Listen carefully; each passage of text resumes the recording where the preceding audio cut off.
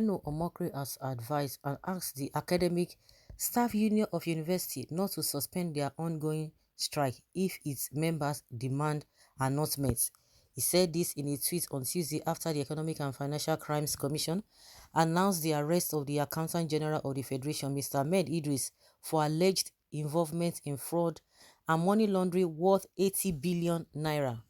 The Punch had reported that Nigeria's Accountant General was arrested on Monday after failing to honor invitations by EFCC to respond to the allegations. He encouraged the lecturers should insist that the federal government pays them with the 80 billion naira alleged stolen by the arrested head of Nigeria's treasury. Omokri wrote, "Dear ASU, if the Accountant General of the Federation can steal 80 billion naira, then you have no reason to end your strike. Ask Buhari to use the stolen 80 billion naira to pay you and then keep the change. After all, the money you are asking for is not even up to 80 billion naira. Just look at how morally bankrupt Nigeria is. The same Accountant General of the Federation, Ahmed Idris, married a 16-year-old girl and he was not sacked or arrested by Buhari.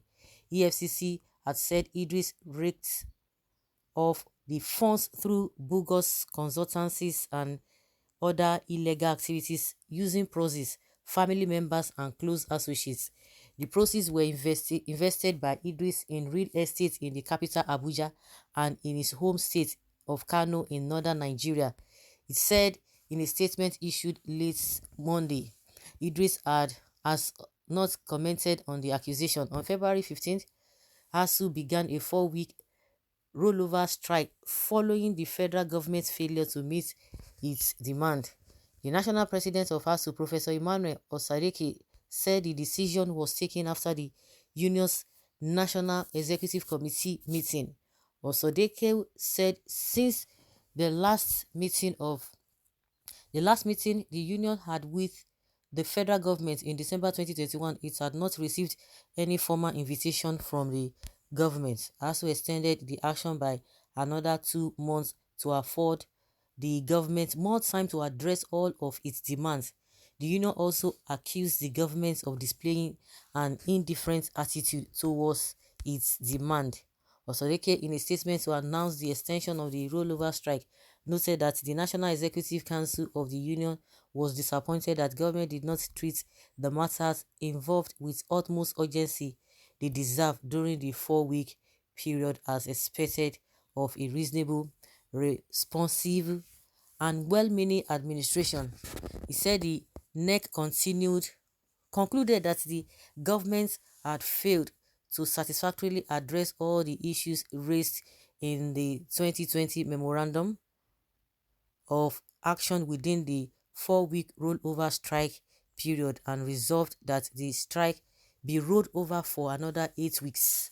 Osadeke said the strike continues over the government's failure to satisfactorily implement the Memorandum of Action it signed with the union in December 2020 on funding for revitalization of public universities, both federal and state, renegotiation of the 2009 ASU agreement, and the deployment of the University Transparency and Accountability Solution. Other demands of the union as listed by ASU include earned academic allowances, state universities promotion areas, withheld salaries, and non-remittance of third-party deduction. Oh my God, okay, with all this English, the main thing here is that somebody is advising us to don't go back, don't call off the strike. It's only one person, only him one, only the Accountant General of the Federation, only him one, only this Idris, 80 billion naira.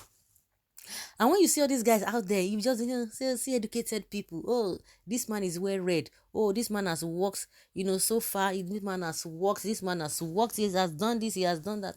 Loriro. Now, so how are these people different from Yahoo boys? How are they different from all those ordinary hoodlums on the road, on the streets? How are they different? How are they different from kidnappers? How are they different from armed robbers? How are they different? Only one person. You carry that kind of money,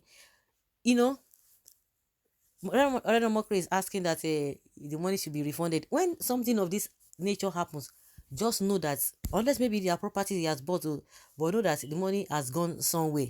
If you're going to get it, it go hard, it go hard.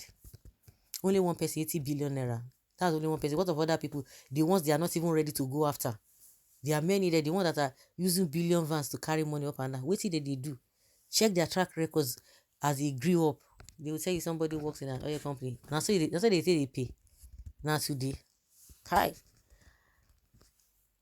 And that is just one person of all the others. So imagine the amount being stolen by all put together. Yet we are borrowing heavily and in colossal debts, and also can't even be settled. Not to talk of paying minimum wages, pensions, and so on.